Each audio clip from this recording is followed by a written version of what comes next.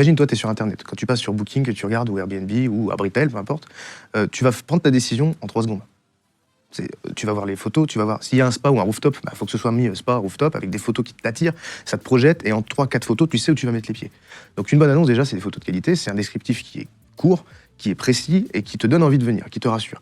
T'as plein d'annonces. Tu sais que 80% des réservations s'effectuent sur les 25 premières annonces lors d'une recherche. Si tu sors pas dans ces 25 premières annonces, c'est compliqué. Et si tu sais pas le faire, ça va être compliqué.